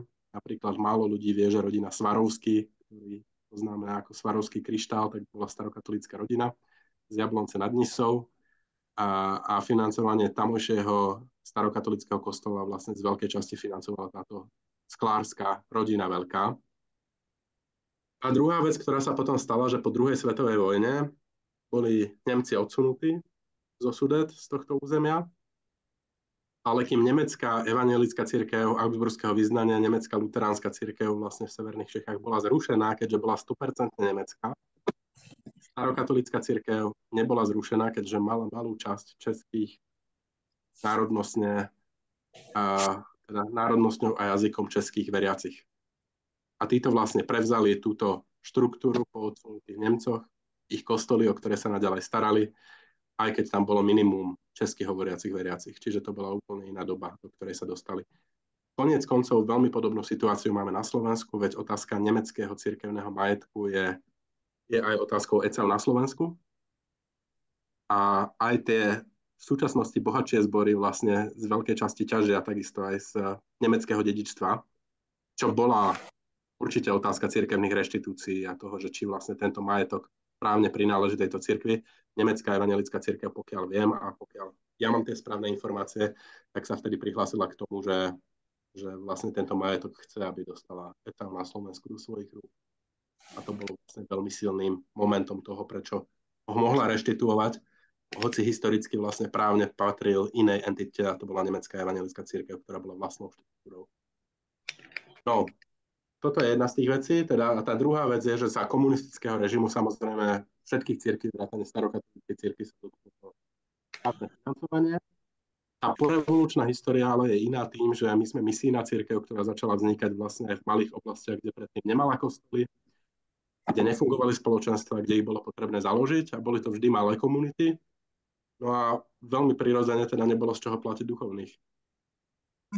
Nemali sme na to peniaze a tak túto výzvu, ktorá prišla ako prirodzená výzva, sme nevyužili na to, aby sme kriticky fňukali, ale práve naopak, aby sme ju využili ako našu výhodu, pretože čo si budeme hovoriť, ono ten štátny príspevok je smiešný. Hovorili ste to same na úvod, že tie platy duchovných naozaj nezodpovedajú nejakým reálnym mzdám, ktoré v tejto krajine máme a sú podpriemerné dlhodobo. Čiže ono je to výzva vlastne vyžiť z takéhoto platu, aký dostávajú farári v našich krajinách. A na druhej strane to proste zväzuje tú cirkev. Je to generálna cirkev alebo ten najvyšší cirkevný orgán, ktorý prerozdeľuje tieto peniaze podľa svojich kľúčov, čo prirodzene tvorí napätia, že tá možnosť toho financovania z dola jednoducho má túto výhodu slobody, ktorá zase prináša samozrejme iné výzvy do tých cirkevných zborov. Vzniká tam zase tá otázka toho napojenia na celok, toho prečo financovať celok a akým spôsobom ho financovať, ako byť jeho súčasťou. A na toto by bola určite krásna biblická štúdia na Pavlovú zbierku, ktorou sa on snažil vlastne začleniť tie spoločenstva, ktoré on misionoval a urobiť cez peniaze vlastne jeho misiu relevantnou v tých očiach prvých židokresťanských komunít v Jeruzaleme. Pretože samozrejme tá Pavlová otázka toho, že on začína misionovať medzi nežidmi, medzi pohanskými národmi, ona vzbudzovala veľké napätie u tých židokresťanov, ktorí pochádzali z judaizmu. A tá otázka toho, že najskôr sa musia stať židmi, až potom prijať vieru v Ježiša, tak tá sa otvára vlastne naprieč Pavlovými listami. A on, aby urobil svoju misiu relevantnou, tak vyhlásil vlastne zbierku v týchto pohanokresťanských komunitách takzvaných, ktorú niesol do Jeruzalema a chcel ju priniesť do chrámu ako jeden zo symbolov toho, že vlastne táto komunita je súčasťou zasľúbení, ktoré boli dané Izraelu. Čiže cez peniaze a finančnú zbierku na podporu jeruzalemskej komunity chceli ich inkorporovať a vyjadriť takýmto spôsobom, že oni sú súčasťou a nie sú niečím cudzím. Čiže tá otázka toho, že je tu nejaké spoločenstvo, ktoré sa ufinancuje, je jedna vec, ale že to spoločenstvo je súčasťou nejakého väčšieho celku, takisto sa dá vyjadriť vlastne cez tie finančné motivácie. Ale otvoril som veľmi veľa tém.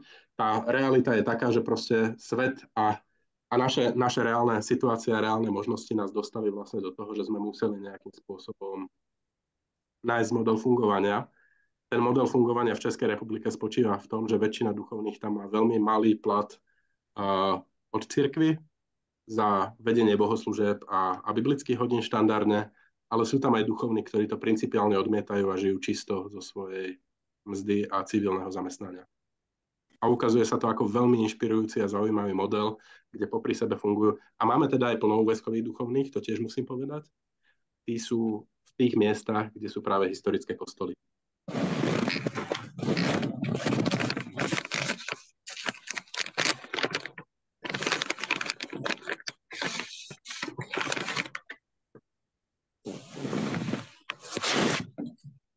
Niekto vydáva nejaké zvuky a netuším kto.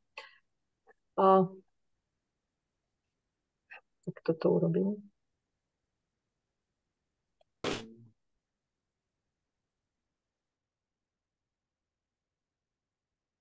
Dobre, máme ešte nejaké otázky alebo podnety na diskusiu? Niečo, čo vás zaujalo a chceli by ste to ešte rozvinúť? Ísť viac do hĺbky?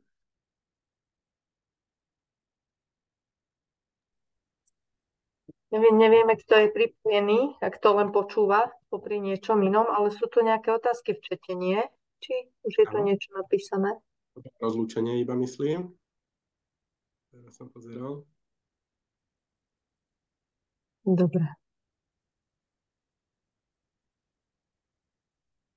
No, keď ja som sa rozprávala s ľuďmi o tejto téme, tak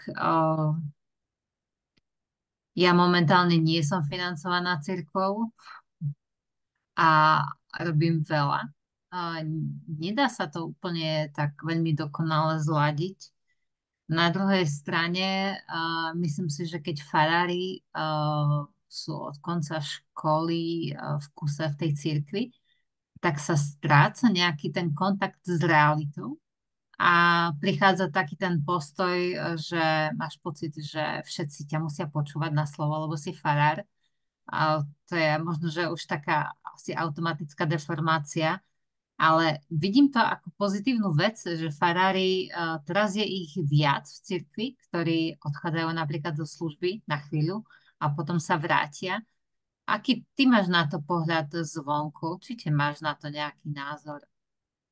Popri všetkej tej nedokonalosti evanjelickej cirkvi, ale snažíme sa nejak fungovať aj nevieme ako. Alebo nejaký postreh, alebo... Keď sa pozriem na cirkvi na Slovensku, tak modelom fungovania má najväčšiu šancu na prežitie ECAU podľa mňa, ako reálne, pretože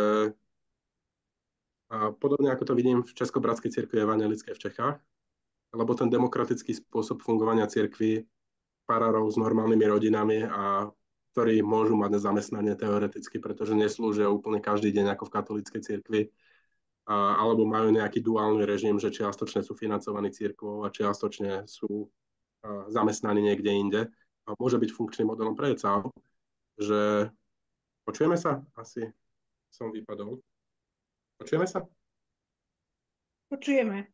Že principiálne tá štrukturovanosť a spôsob fungovania synodálnej cirkvi je podľa mňa udržateľným modelom a modelom, ktorý má blízko k tomu, len sa musí správne nastaviť a je to veľa o mentálnom nastavení tých ľudí, ktorí sú tam.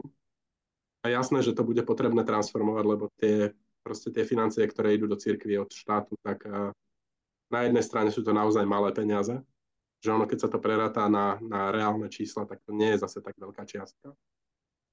A na druhej strane to tú cirkev robí neslobodnou a naviazanou. A potom sú tam také tie všelijaké vtipné koketovačky s politikmi a mocnými, aby nemenili vlastne ten model fungovania, pretože tá zmena bolí. Ale je to zmena, ktorá podľa mňa môže viesť k väčšiemu typu slobody a evanjeliovosti tej cirkvi. A ja v tomto ECAU veľmi fandím. Aj si myslím, že to naozaj môže byť jeden z funkčných modelov, do ktorého by sa mohla z dlhodobého hľadiska pustiť. Len ako začať už bolo včera neskoro. To je to, že ten problém slovenského financovania cirkvi je podľa mňa ten, že my sme v 90. rokoch vlastne nastúpili alebo nedokázali urobiť ten rez z toho pohodlia toho štátneho príspevku, ktoré tu cirkvi dostávali, v čase, keď cirkvi mali obrovskú popularitu. Keď sa dali vlastne ľudia naučiť na to, že sa to financuje nejakým iným spôsobom. Dnes, keď už ľudia vnímajú, že cirkevná služba je v podstate štátom platenou službou, tak oni majú prirodzene nastavené očakávania, že za toto nemusia platiť. Že to nič nestojí, lebo to platí za mňa niekto iný, alebo platím to cez svoje dane a prečo by som mal platiť niečo navyše. Čiže v tomto nám trochu ušiel vlak, ale si myslím, že ten môj osobný názor k tejto téme je, že čím neskôr dojde k zmene, tak tým viac to bude cirkvi bolieť. A ono k neskôr či neskôr dojde, pretože tá sekularizácia je jednoducho proces, ktorý sa nedá v tomto zastaviť. A nedokážem si predstaviť, že toto by bol trvale udržateľný model. Druhý extrém je Nórsko napríklad, kde som tiež študoval nejaký čas.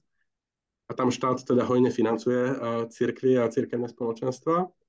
A na vznik cirkevného spoločenstva potrebujete 3 ľudí a automaticky dostávate alikvotný príspevok. A teda ak máte 3 ľudí, tak dostanete proste na 3 ľudí. Ak máte 50 ľudí, dostanete na 50 a tak ďalej proste. A to, čo je tam trochu inak nastavené, je, že veľké cirkvi solidarizujú s malými.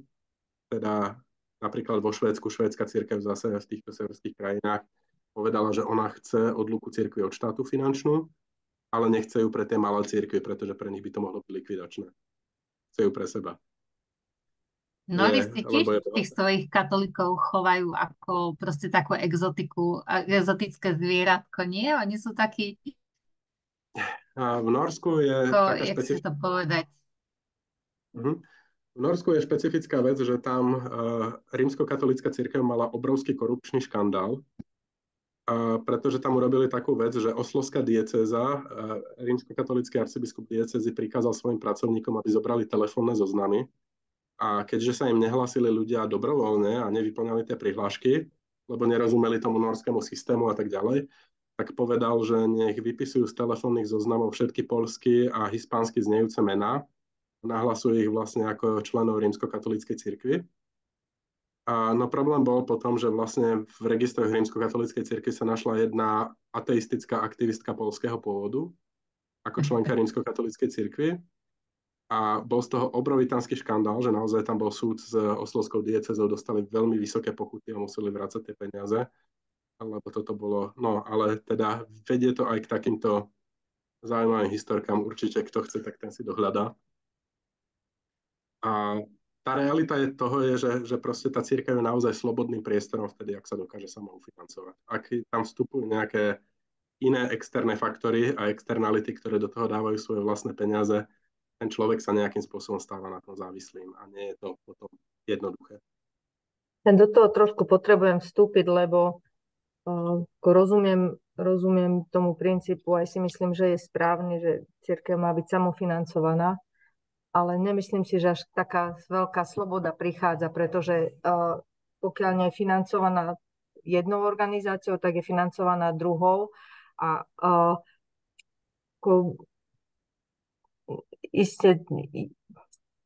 ako hovorí sa o závislosti a cirkvi od štátu, ale v našej krajine ako v konečnom dôsledku pri všetkých vyjadreniach akokoľvek sú možno, že 2 alebo 3 témy, pri ktorých sa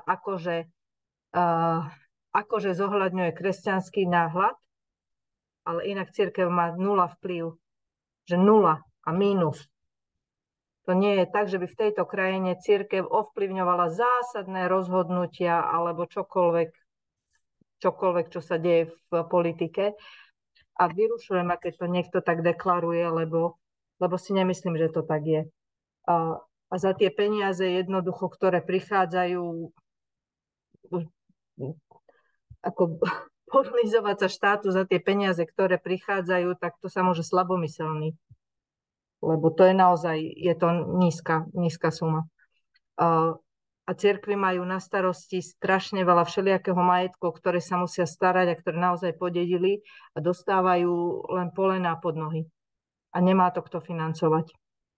Takže ja som trošku citlivá na všetky tie reči o tom, že ako to má byť, pretože si aj myslím, že ten pohľad, že teda keď sa bude financovať cirkev sama v úvodzovkách, to znamená, že tí ľudia ju budú financovať, rovnako nemusí byť tak slobodná, lebo toľko máme múdrych a vzdelaných, ktorí vedia o mnoho lepšie, čo sa má rozprávať, kedy sa má rozprávať, ako sa má robiť a kedy sa má robiť, a ktorí o mnoho rýchlejšie ako štát povedia, že keď ja ti dávam moje peniaze, tak to budeš robiť, ako ja si predstavujem, že je to naivná predstava o slobode a o tom, že to nebude nejako ovplyvňované, že ako nie je to jednoduché ani tak, ani tak. Ale naozaj vymyslieť model, ktorý by bol funkčný, nie je celkom jednoduché. Ľudia sú odúčení financovať čokoľvek, ani len cirkev, ale ani zdravotníctvo, ani sociálne služby. To tu pred tým 48. rokom bolo. Ľudia boli samostatne, si financovali, aj keď veľmi slabo, lebo tá finančná situácia ľudí na Slovensku nebola nejako silná. Ale keď chcel ísť doktorovi, musel si to zaplatiť. Keď chcel akúkoľvek službu, musel si zaplatiť. Rovnako cirkev si musel zaplatiť. Takže to naozaj chýba. A že v tých 90. rokoch nikto nebol taký múdry, ako sme dnes, mne sa im to dosť ťažko vyčíta. Ale áno, mali byť mnohí možno múdrejší alebo risknúť veci, ale ten demokratický systém nás v tom zase zároveň nám v tom bráni, lebo naozaj my sme zbierka veľmi prevzdelaných a ľudí, kde urobiť rozhodnutie chce naozaj veľmi, veľmi silnú prípravu, aby sa to udialo. Takže ako s tými financiami nie je to tak celkom jednoduché, lebo nedá sa len rozhodnúť urobiť, musí sa aj tá spoločnosť nejakým spôsobom pripraviť a tí ľudia sprevádzať a viesť k tomu, aby vedeli, o čom to je. A ja si dokonca myslím, že keď príde k odluke cirkvi od štátu, o čo neskôr, o to lepšie, pretože my už potom nebudú žiadne ružové okuliare ani nič podobné. Ako tá realita bude tak tvrdá jednoducho, že sa to bude musieť nejako urobiť. A kým je jediný model, že farár môže byť farár a učiteľ, tak ako tiež to nie je kto vie čo. Lebo pri akémkoľvek inom povolaní, no vieš, mohol by si dovoliť robiť farára, ja neviem, 1000-2000 člennej komunite. Vieš, ako to je. Určite nie. Je to robota. No.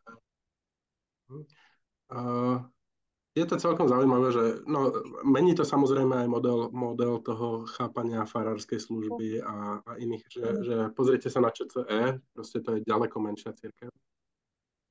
Ahoj Janka, lúči sa. Že ČCE je ďaleko menšia cirkev, ale takisto zaviedli vlastne ten inštitút ordinovaných presbyterov napríklad. Pretože tam zbory boli neobsadené, ktoré sú veľmi dlho proste bez farára a tak rozšírili tú službu aj o toto, alebo aby farár jednoducho mal pomocníkov, ktorí sú schopní ho zastúpiť, ale vlastne tí ľudia nie sú ordinovaní pre celú cirkev, sú ordinovaní pre ten zbor svoj, kde ich ľudia poznajú, kde oni sú autoritou a tak ďalej, čiže hej. Čiže toto je komplexnú zmenu. Nie len povedať, že budeme to nejako robiť, ale aj navrhnúť systém vôbec štruktúry celej cirkvi, aj tej služby. Rozhodne, určite áno. Ako čo som ja komu urobila, aby som zaberala celé spektrum od duchovného až po právne služby. Hej. A na druhej strane, ale akože v ECAU, keď sa človek na toto pozrie, a ako tie historické budovy sú podľa mňa tým svedectvom, najmä také ako 19. a 20. storočie. Keď sa pozriete, aké typy budov cirkev vlastnila, tak to boli nájomné byty, inštitúcie, ktoré sa prenajímali a podobne a proste zarábali tie peniaze na ten majetok. Keď sa pozriem na cirkevný zbor v Trnave a ten evangelický dom, ktorý tu bol, no naozaj ten komunistický režim zasiahol do nejakého spôsobu uvažovania, ktorý tu existoval a ktorý stál na tom, že nejakým spôsobom pracujeme s tými peniazmi, ktoré sú nám zverené a následne môžeme financovať to, čo cirkev má robiť vo svete a čo je jej poslaním. A v katolíckom prostredí málo takýchto vecí na Slovensku vidíte. Čiže toto je tá vec, že ono naozaj z tých dejín sa dá aj v niečom poučiť v pozitívnom zmysle. A ono to tu máme priamo pred sebou. Veď človek, ktorý začne pracovať s tými majetkovými vecami, tak toto si podľa mňa skôr či neskôr uvedomí, že keď sa zamyslí nad tým, že čo za typológiu budov to bolo a aké služby poskytovali, tak áno, je to inšpirácia z dejín. No, že my momentálne väčšinou fungujeme ako múzea, že sa snažíme opravovať kostoly a to je naša alfa a omega a na nič iné sa nesústredíme. Vieš čo, Zuzi, mnohé zbory... nie je to taká jednoduchá veta toto. Ja sa tam musím vyslovene brániť, pretože ty opravuješ to, na čo dostaneš peniaze. A vieš, Modra 12 budov. Ja mám už nočné Modra je pomaly. špecifická. Väčšina cirkevných zborov nemá toľko budov ako Modra alebo ako Trnava. Veľmi veľa cirkevných zborov na Slovensku je dedinských, kde boli dedinskí ľudia a mali faru, mali farársky byt, teda mali kostol a školu. A to bol koniec. Väčšina týchto cirkevných zborov nemala nič viac. Ak nehovoríme o mestách alebo o nemeckých cirkevných zboroch, aké boli na Spiši. Ale väčšina cirkevných zborov nemala budovy, nemala tie investície. Bola som v takých cirkevných zboroch, ale ty nedostaneš peniaze na to, aby si opravila trebárs inú budovu. Projekt, ktorý môžeš napísať a kde reálne dostaneš nejaké peniaze, kde štát je ochotný pomôcť, je národná kultúrna pamiatka. A keďže často je to jediný priestor, ktorý máš, tak chceš, aby tam bolo aspoň teplo a príjemne, alebo aby ti tam nepršalo. Alebo niekedy ťa oni donútia to opravovať. Pretože dostávaš pokuty alebo kýzrádni. A keď sme boli v Sučanoch, teraz sa tam opravuje tá štúrovská fara, ale tam nevieš do tých budov, ktoré tam sú, dostať zmysluplnú náplň. A to znamená, nevieš ich opraviť. A sú to komplexné veci. Nie všade môžeš urobiť, ja neviem, nejaký stacionár, lebo nemáš tých ľudí, ktorí by ti to urobili. Že to je to, ako vieš, keď tí ľudia opravujú tie kostoly, ja im to nezávidím vôbec, lebo je to hnusná robota, musíš investovať čas a sily do niečoho, čo vieš, že v podstate nepotrebuješ až tak veľmi, ale je to, na čo dostaneš peniaze a keď prídu ľudia zvonka, tieto zbožné ateistické duše, tak ti povedia, že ako keď my tu máme ten nemecký kostol, a prečo to máte v takom stave? Čo sa o to nepostaráte? No 3-krát môžeme hádať. Nech sa páči. Tam sú pokladničky. Akože že aj tí ľudia, ktorí to opravujú, ja musím ich trošku brániť, lebo nevždy to robia z vlastnej vôle a nie je to ani ľahká práca pre nich. Ale keď sa to opraví, tak z toho zase môže byť nejaký príspevok, lebo minimálne sa prídu ľudia pozrieť, aké to máš pekné. Prepáčte, ale ako viem, že je to strašne ťažká robota pre mnohých a ľahko sa, vieš, bola si na fare, nie je to tak celkom jednoduché, že by sme my si mohli až tak celkom slobodne rozprávať, čo chceme alebo nechceme, že s tými financiami je to náročné. Tak ja som bola v zbore, ktorý zbúral starý kostol a počas komunistov postavil nový. Takže ja mám trošku inú perspektívu, oveľa akčnejšiu. Títo ľudia nám už chýbajú. A áno, musíme vychovať úplne novú generáciu, staviame ľudí, ktorí, my máme 2 kostoly a 12, sa smejem, že 12 budov a naši ľudia povedia, že poďme si pohľadať nejaký iný, príjemnejší priestor. dostávam také akože trepanie na srdci. Hej. Lebo chceme teplo a pekne a príjemne a najlepšie chodiť na homolu hore, na kopec. Výborne. Objímať stromy. Koľko máte cirkevnú daň? Bavme sa o peniazoch. U starokatolíkov? Či kto? No, všetci môžu povedať, ktorí sú tu ešte prítomní.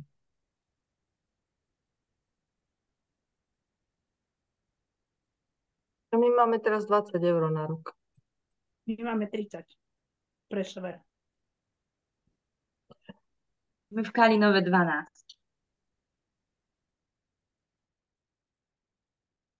Tak, ale môžeme dať aj viacej, ešte to som zabudla povedať. To je minimálne teda, keď platí. Mhm. Čo viem, že dávajú niektorí v Prešove, to nemôžem povedať.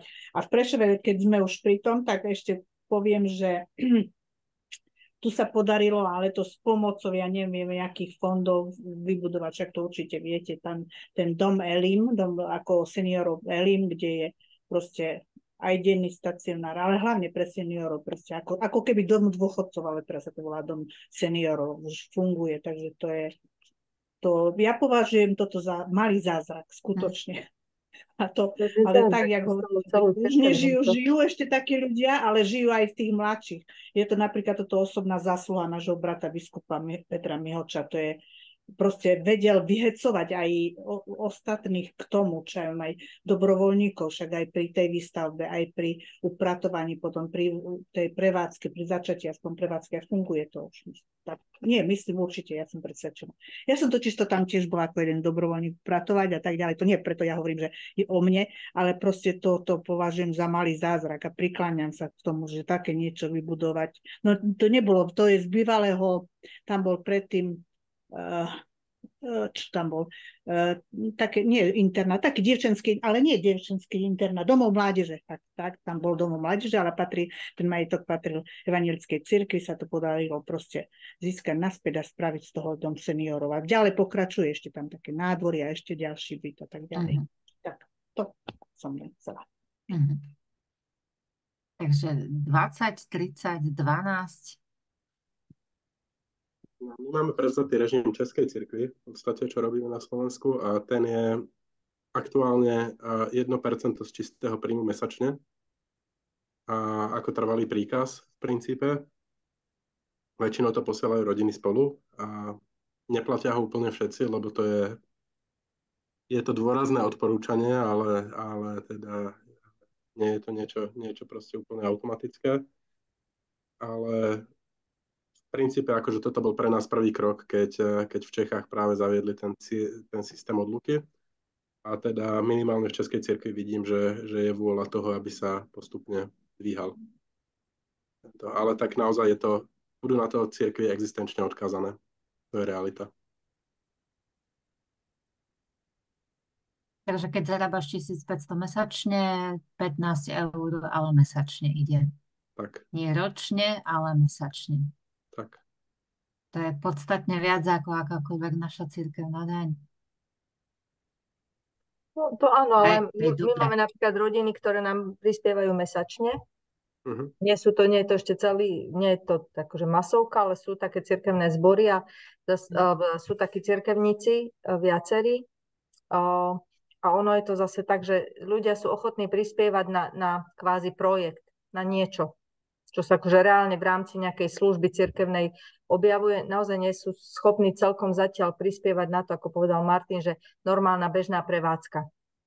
To nerozumejú tomu, to tak akože my žijeme aká bola to Zhrňajová žena z toho stĺpu, čo chodila dýchať ten vzduch v tej rozprávke.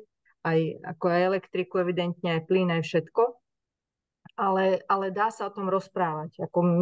Ten model je o tom, že už 10 rokov snažíme sa rozprávať vždy znovu s ľuďmi, ako to vlastne funguje, pretože ja som zistila, že naozaj nemajú vôbec predstavu ľudia, ako funguje cirkev a nejako je financovaná.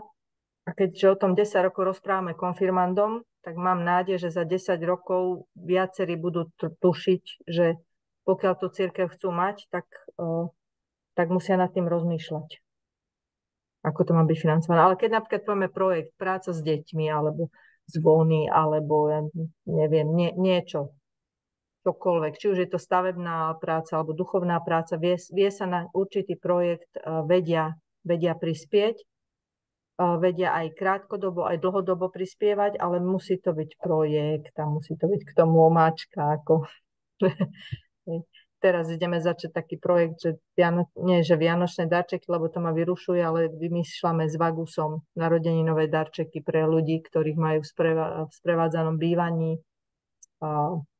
To sú také veci, akože na to sa vie potom. Že tí ľudia tu sú, aj tá mladšia generácia vie to odvnímať, len musíme úplne iným spôsobom prezentovať tú prácu, aj službu, aj no. Nie je to niečo také, že bežalo to tu takto 100 rokov, tak ďalších 100 rokov bude, to určite nie. No a ešte taká anekdotická vec z nášho cirkevného prostredia v Čechách, lebo taká starokatolícke cirkvi v 90. rokoch fungovali veľmi na tom, že bol nejaký rímskokatolícky kňaz, ktorý sa oženil a prišiel do starokatolíckej cirkvi a očakával, že v tých malých spoločenstvách bude mať rovnaký typ pastorácie a platu a všetkého ostatného ako v tej veľkej cirkvi, lebo to je úplne samozrejme. Čiže tí ľudia potom veľmi rýchlo narazili a proste odchádzali alebo dostali sa do takej krízovej situácie a niektorí to dali. Ale v princípe dnes biskup, aj keď prídu ľudia, ktorí sa uchádzajú o duchovnú službu, tak im hovorí, choďte najskôr vyštudovať niečo iné ako teológiu. To je vlastne prvá vec, ktorú dostávajú u nás, že ako urobte si civilnú profesiu nejakú, lebo tu budete potrebovať ako prvú a potom sa môžeme baviť o tom, že čo duchovná služba. A áno, zase proste tiež to nie je jednoduchá vec, ja nehovorím, že toto je lepší model, zase prichádzate o ľudí, ktorí sa kvalitne 5, 6, 7, 8, 9 rokov venujú teológii a ničomu inému a cítite tam potom rozdiel, to je úplne samozrejme, ale to je presne o tejto transformácii toho, že čo je prioritou a ako na to ísť a koľko si takých ľudí môžeme dovoliť dnes, lebo asi ich naozaj nebude veľa. Čiže veľa ľudí dnes u nás proste vyštudovalo niečo iné a čiastočne externe, čiastočne interne urobili teológiu. Cirkvi máme vnútrocirkevnú skúšku, môžu vyštudovať na akejkoľvek fakulte, ktorá je akreditovaná, teda či katolickú, alebo evangelickú, alebo husitskú teológiu v súčasnosti, tak kdekoľvek sú, ale vo vnútri cirkvi potom absolvujú preskúšanie špeciálne zo starokatolických špecifík a následne sú svetení. Ešte k tomu napadá, že toto, čo si ty povedal, teraz my tu žijeme v Modre s komunitou Kresťanské zbory a tam je taký model, ten kvázi, neviem, pastor môžem povedať, že je reálne zamestnaný a stará sa teda o tú komunitu, ktorá je veľmi malinká, je 25 ľudí, takže veľmi často sú aj našou súčasťou. A toto je presne vidieť. Že naozaj je to rozdiel, keď je to človek, ktorý sa venuje tej práci teologickej, alebo teda už akokoľvek biblickému vzdelávaniu, a ktorý nie. A aj nenapadá ja napríklad, však my sme tu jeden čas sme mali ten náš malý biznis, kde sme chodili pomáhať do Majoliky do obchodu, vďaka tomu teraz ešte stále môžem chodiť nakupovať v Majolike.